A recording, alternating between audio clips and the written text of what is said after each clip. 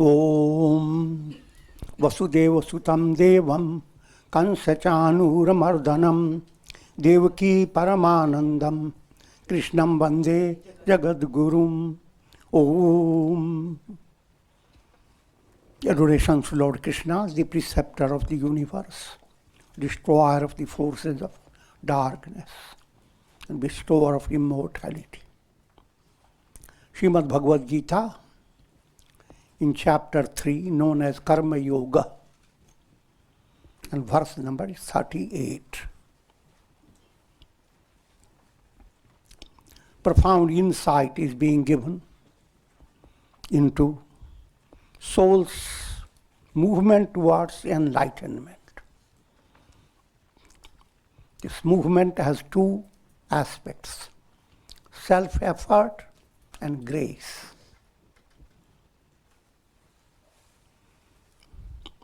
Dhumena vahani yatha darsho malena cha yatholbena vrito garbha tatha tene davama vritam. Just as smoke veils fire, dust particles cover a mirror, or the amnion envelops an embryo, so desire veils knowledge. It begins with the glory of desire.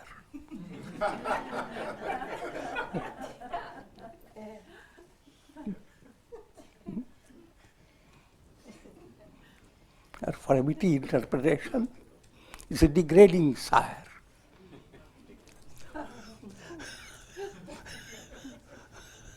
Each time you want to do something, you turn to your desire.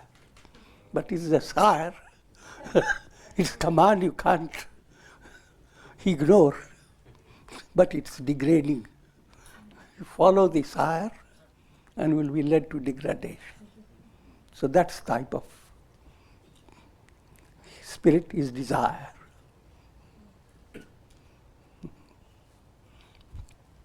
Desire degrades you and deludes you to enter into the dungeon of the world process. Dhumena vriyate bahani. Now to understand the subtle role of desire, in order to work upon your desire, you must understand 3 points: avidya, kama, karma. Karma brings to your mind mala, gross impurity. When mind is gripped with gross impurity, there is no possibility for your introspection or for your creating a proper evaluation of the situation. You are simply become helpless. In other words, if you live your life just led by your ego-based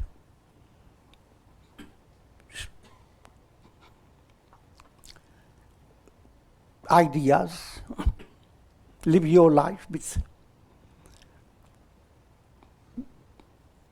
mamata,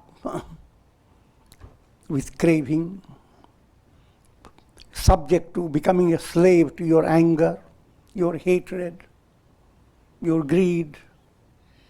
So if mala is there, you are simply working your way under so much pressure.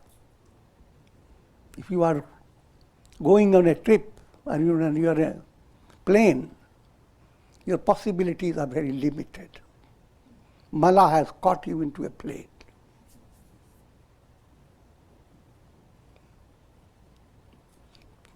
तो ये मालो.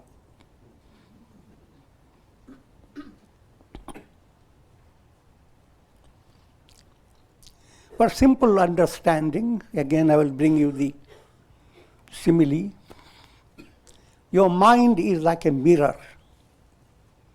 If mind is healthy in the ideal state, it becomes like a beautiful lake, Manas, Ramcharit Manas. And what it reveals? Your face. And you are surprised your face never looked like the way you thought.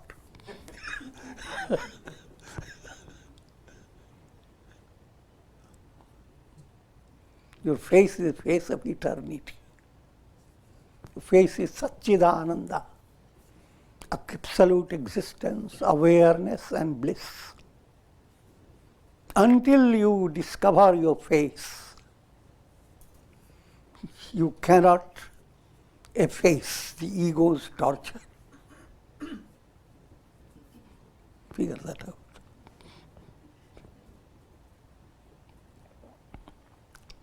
So,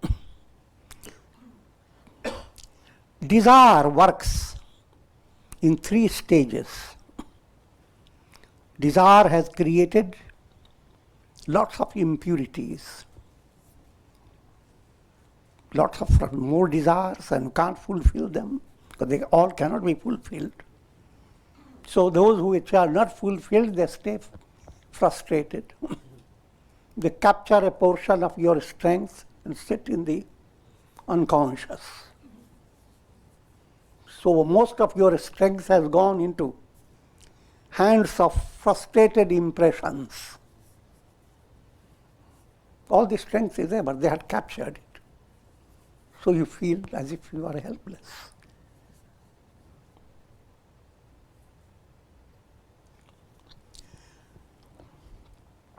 To bring it in a simple way, desire brings about intensification of anger, hate, greed, pride.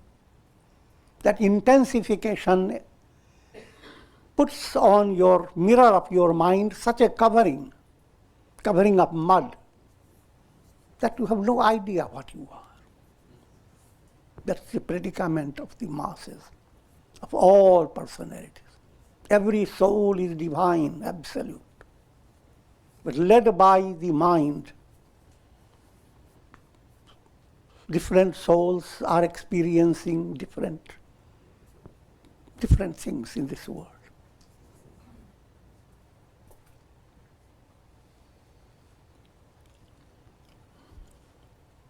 Reality is like the shining sun. All souls are like reflected suns in so many jars of water. So no matter how miserable a jar may appear, the soul in reality is always the same. So therefore, never look down upon any creature, any living being, any object, no matter how terrible their condition may seem to you. When they look at you, they feel the same way.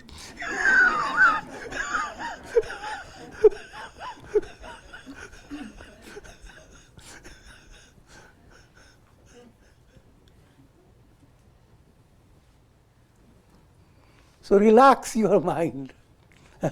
I try to bring your mind to that glorious understanding. All Siya Ram Mai Sabjak Jani. All souls are Rama, Brahman, Satchidananda. The whole world you are experiencing is Rama's glory. Don't let me be deluded because of restricted experience caused by your brain and nervous system. They are not going to stay always. They are like old style computer. Needs to be progressive, updated. Satsanga updates it.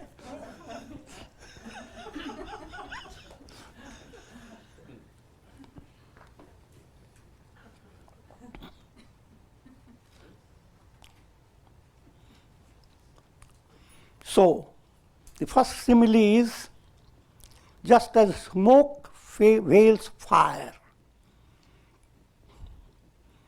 your spirit is fiery, luminous.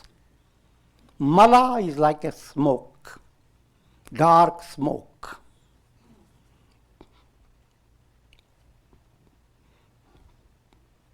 Now, let me make a little correction. Mala, Vikshepa and Avarana, three great obstacles. In this context, Mala is described like amnion envelops an embryo. Embryo, your personality, is as if gripped by strange fibers of subtle tissues. That's the Mala grip is described in the form of amnion, controlling the embryo. And out of that, a baby has to come out with great difficulty. So, if we emerge out of Mala, it is that type of process.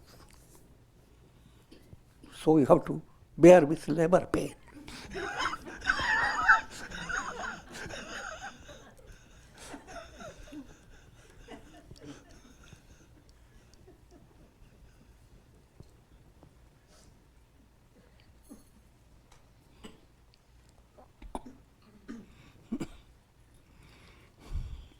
And Vikshepa is like dust particles.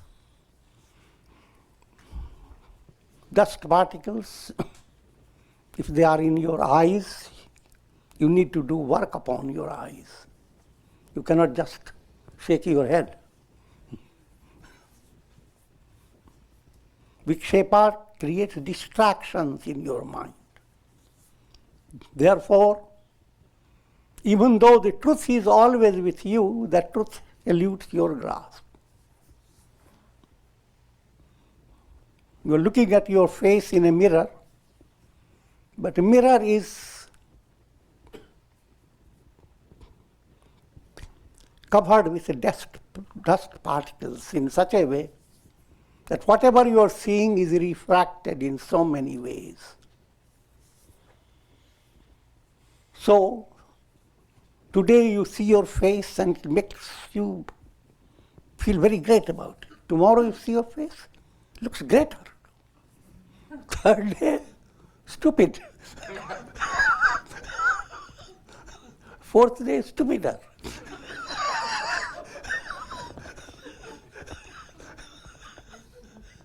You never know what your face.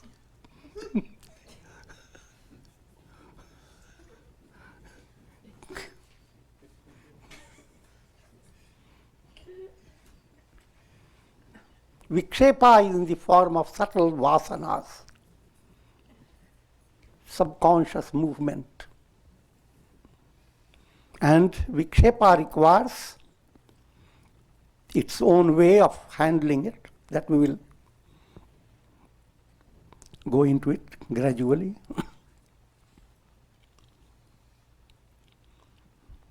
And the third obstacle is smoke. Mala creates smoke.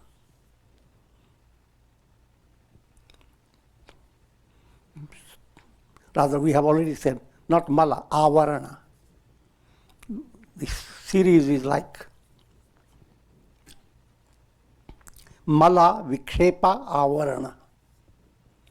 Mala, dust, not dust, mud, impurity.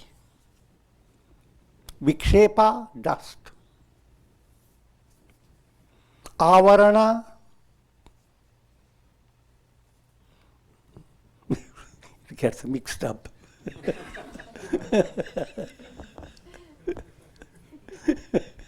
Let me go over it again.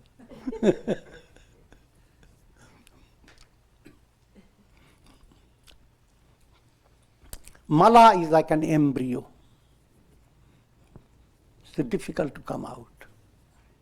Vikshepa is dust particles. Avarana is like the smoke. If only smoke is there before your eyes, it's easy way. Close your eyes. Put a band over your eyes. You don't work hard for it.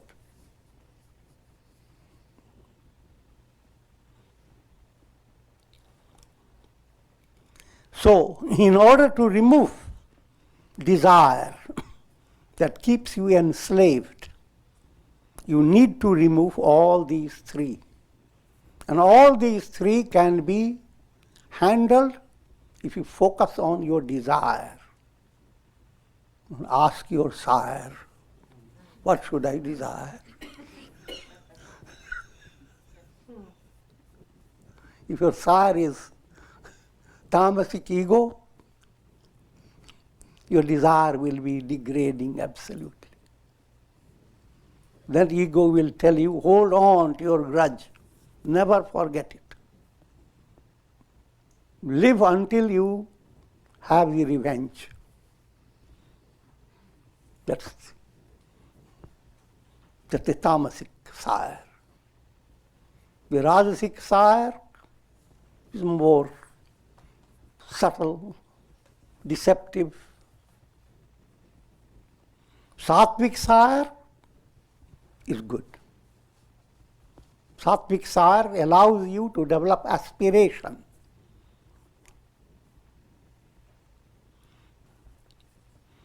I'm saying sire, remember it is desire. Tamasic desire, rajasic desire, sattvic desire.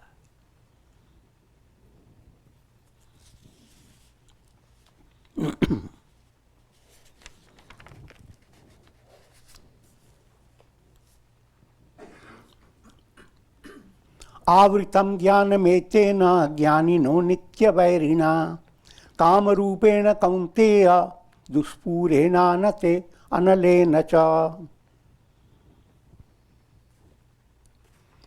O son of Kunti, wisdom is clouded by desire. Desire here is upalakshana. Upalakshana means, though you are pointing out desire, it refers to all the three. Mala, Vikshepa, Avarana.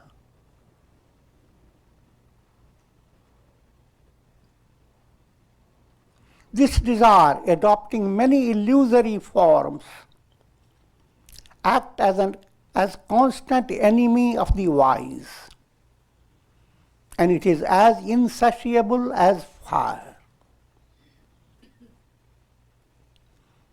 First point, this desire is the enemy of the wise. But don't be afraid. As long as you are not wise, they are very friend. They are cozy, comfortable. Only when you develop wisdom and move towards wisdom, then you look at your desire. And then you realize certain desires have grabbed all your good karmas and leading you to degradation. So therefore, the moment that sensitivity starts for awakening, spiritual awakening, desire is no longer viewed as friendly, cozy, desirable, agreeable.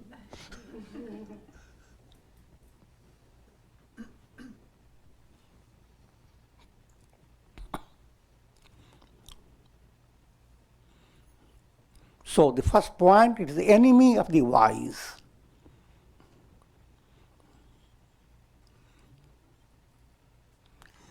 Jnanino nitya vairina.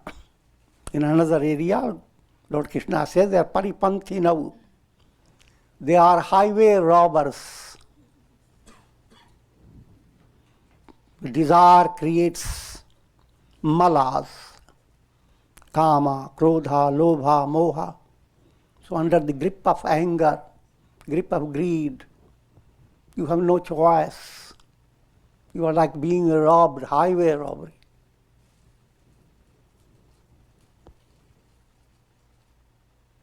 Kama rupena. Desire has amazing powers. It is a strange demon that can assume any form unimaginable. Kamarup, changing form according to its sweet will. Not bitter will, sweet will.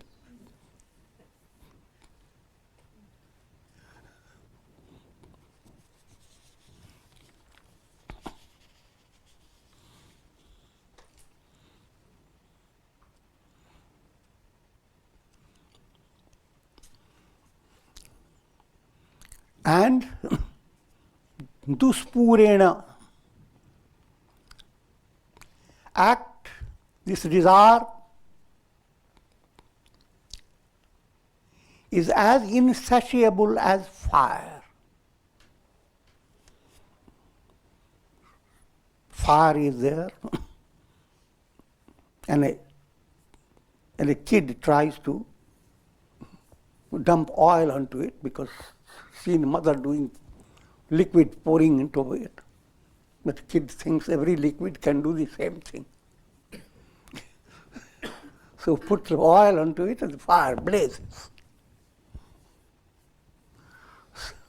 So desire is like fire.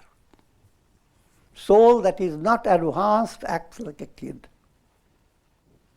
Led by desire. It's just like pouring your ghee of affection into it.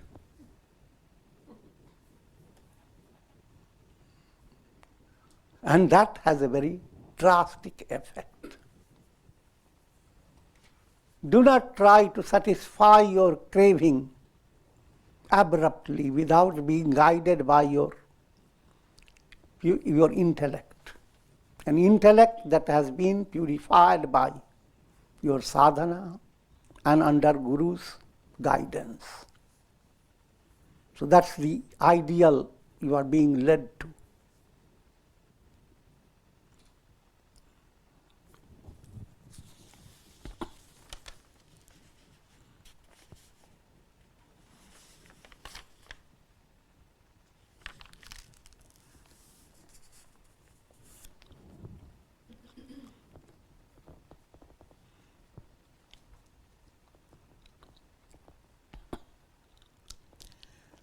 Desire, when it is sattvic, allows your soul to develop unwavering devotion to God. Bhakti abhyavicharini. Desire, when it is rajasic, I'm speaking only for an advanced way, and if you are a normal person, not completely degraded, the rajasic desire prompts you to do good karmas because you always want to have prosperity. But you don't have actual understanding of what prosperity is. Nevertheless, this much is well understood. Do go on doing good karmas. But good karmas led by your unenlightened intellect, they mix up automatically unwittingly with many negative karmas. And if good karma doesn't mix up, then it gives you a channel to bring about a shift from sakamya to niskamya. Sakamya means go along with prosperity without thinking how long, and that process will never fulfill you. Now, where is the source of prosperity? Another aspect opens up. That opening up channel is the goal of yoga. Now you are bringing yoga in your personality.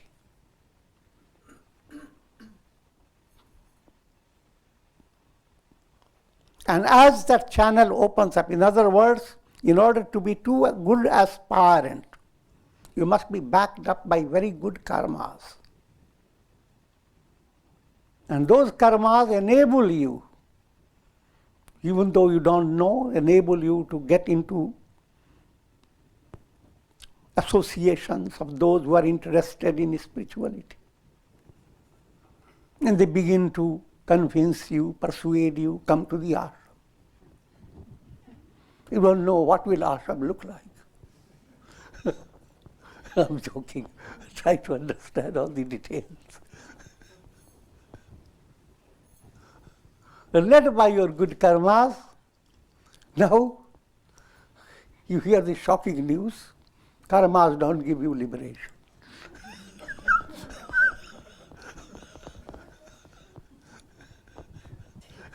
But it has led you to listen to that, led you to have a shift in your angle of thought.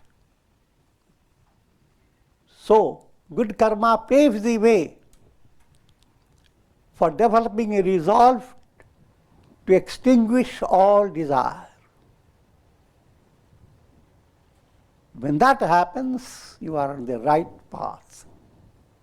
Until then, you are gripped by bhava chakra, the cycle of birth and death.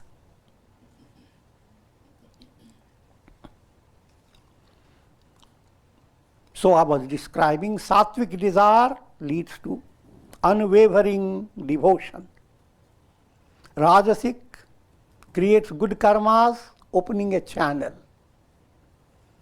Tamasic is durgati type, leads to degradation. Tamasic desire, what are the contents of the desire? Later in the Bhagavad Gita, you will find this statement. Swapana. Your desire is to have a good dream. Whole day have passed, many things have. But the cherished desire is, 5 years back I had such a wonderful dream. Where is that dream now? So nothing else to desire for. But yes.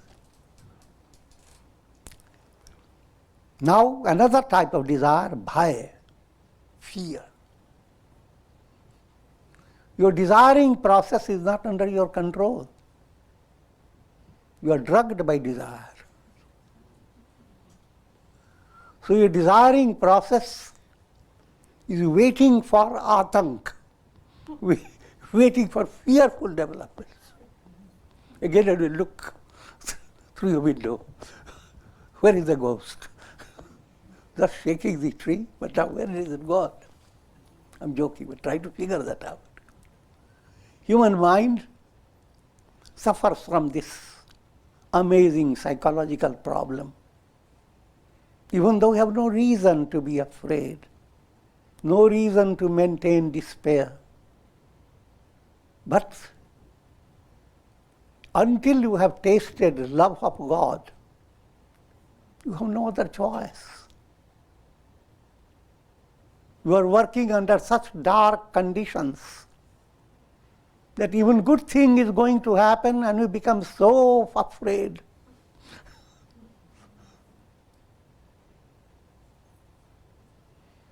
And nothing is going to happen that puts you in bigger trouble. Boredom.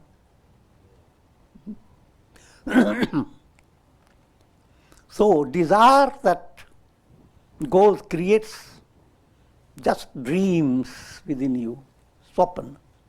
Desire that maintains fear. Desire that holds on to your grief.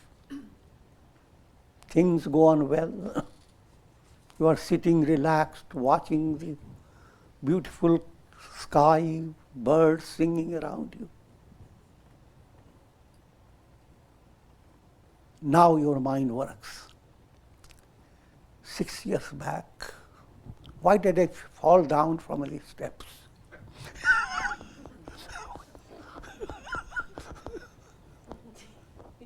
And this is the same place where my nose was injured, my ears were injured.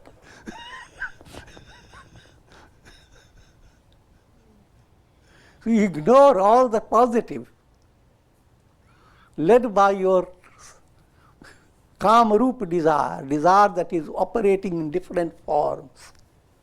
These are its desire's illusory expressions.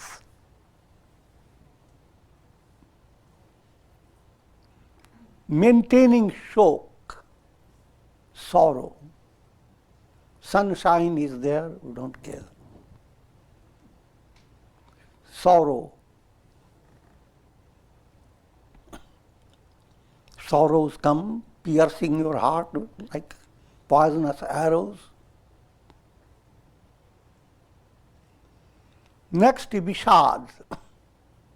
Vishad is state of dejection. No matter what happens, your mind says, all right, look, Vairagya, nothing is good in the world. All is painful. Same statement, all is painful, is profound, based on profound wisdom.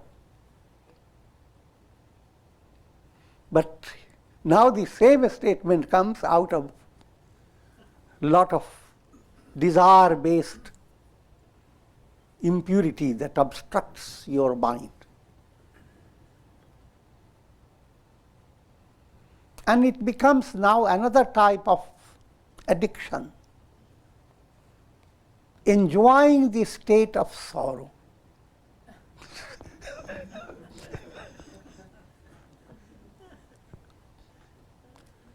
You went to a satsang where things were joyously explained. You said, this satsang is no good. People should listen in utter silence. Let's find somewhere where there is no joyous face.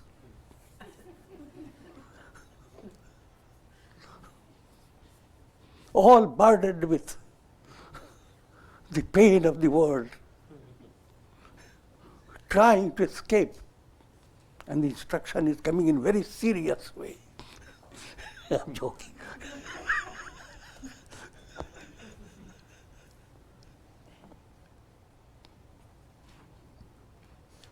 This is Vishad.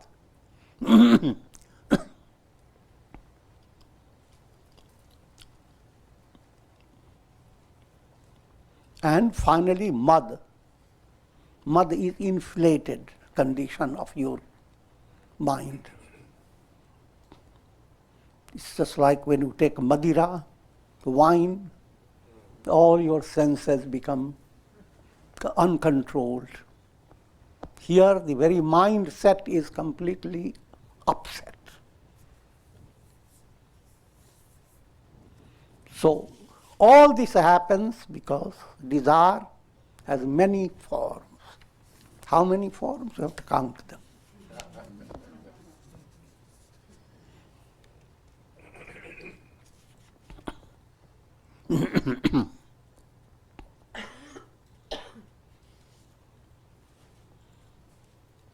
Indriyani manobuddhi asyadhishthanamuchyate etairvimohayatyesha jnanam avritya dehinam.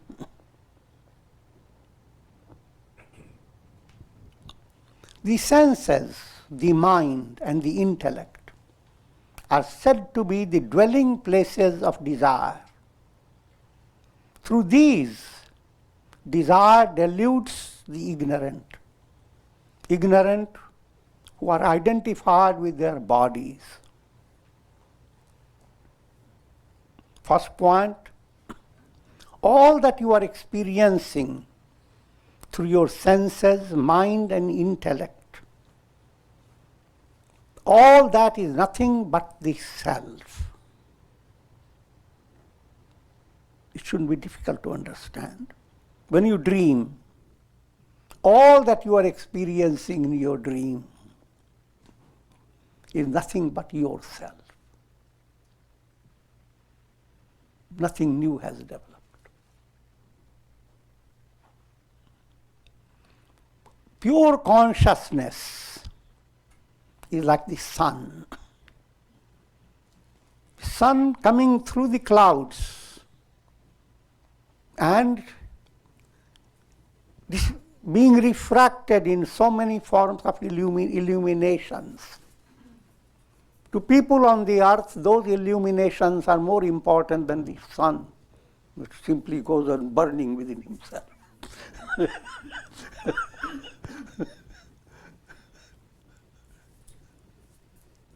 But all these illuminations, they give you different flavor to your mind.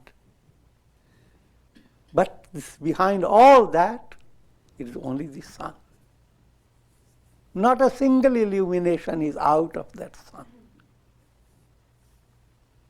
All your experiencing in your personality, pain, pleasure, struggle, frustration, joy, good dreams, and all types of things, they are nothing but reflections in the lake of pure consciousness.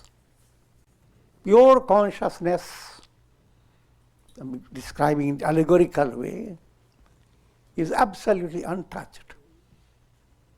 Reflections create a lot of thrilling view in a lake. But reflections have nothing to do with the lake. The lake supports all the reflections. Pure consciousness supports all your experiences, pleasant, unpleasant, experiences in 3 stages. Experiences that handle your practical realities, experiences that handle your sentimental feelings, experiences that handle your understanding, your intellectual operations. All those are reflections. Those reflections have created the illusion of time, space, causation, and a world of multiplicity.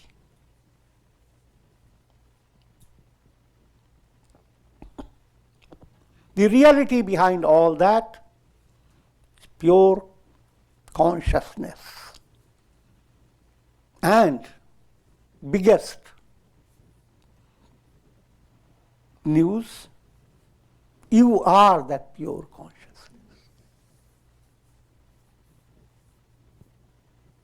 I am that. That I am cannot be split. We may tell a person, get out. You can turn away from things of this world. But all things are I am. That I am cannot be dismissed. All reflections are nothing but the lake. All perceptions of yours are nothing but expressions of pure consciousness.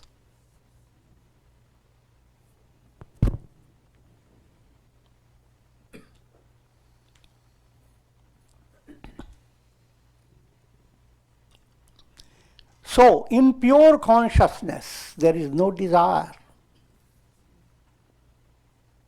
But that consciousness expresses through conditioned mind in the form of operation of senses, what you do with your indriyas, eyes, ears, etc., practical realities. It expresses through your mind. You allow your desires. First your mind tries to come to a certain conviction. What should be my project? Guided by your intellect. All depends upon how integrated you are. If you are not highly integrated, You put the intellect under a room, close the door. Please stay there. When I need you, I will come to you.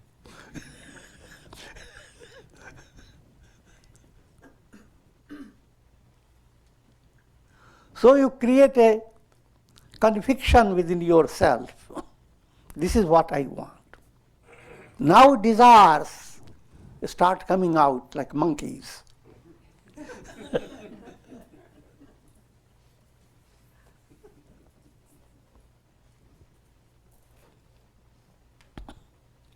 And these desires live. The seeds of these desires are your senses, mind, and intellect. All the three, when they are envenomed, they create desires. Some desires are more dependent upon sense perceptions. Some desires are more to make your mind feel comfortable. Some desires are following intellects.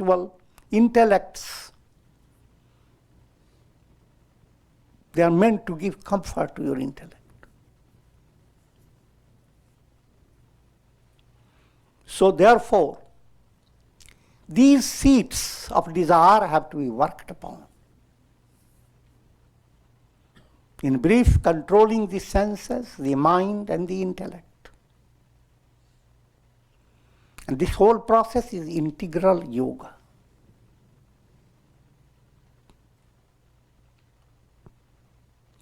Tasmat tvam indriyanyadau niyamya bharatarshava papmanam prajahiyenam jnana vijnana nashanam. Therefore, O best of Bharatas,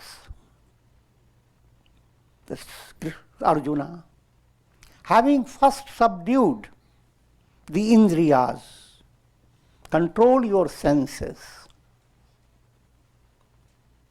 and go after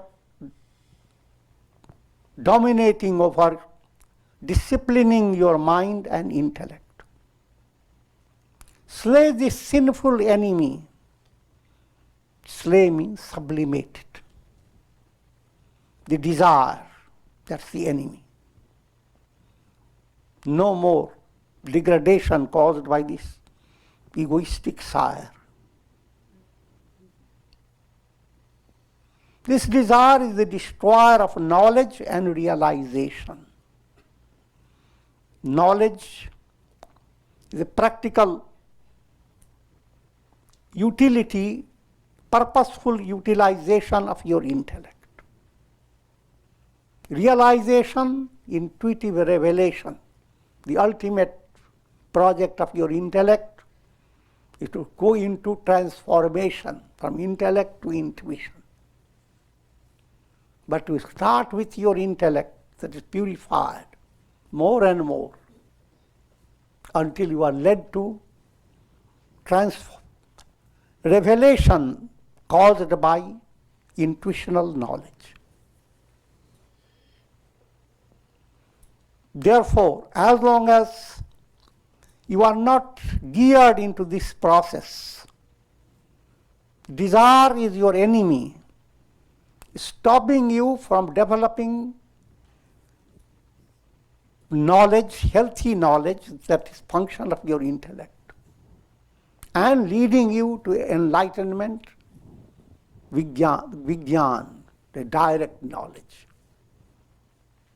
So this desire is the enemy of jnana and vijnana. Jnana, normal knowledge that is healthy. Vijnana, intuitional knowledge. So therefore, desire has to be handled. It's first thing, it is a good news, you have a desire. Now, how do you handle it? There lies your evolution, unnati, going higher, or degradation. With this I am concluding. Om Purnamadaha Purnamidam Purnat Purnamudachyate Purnasya Purnamadaya Purnamevavashishyate. Om Shanti Shanti Shanti.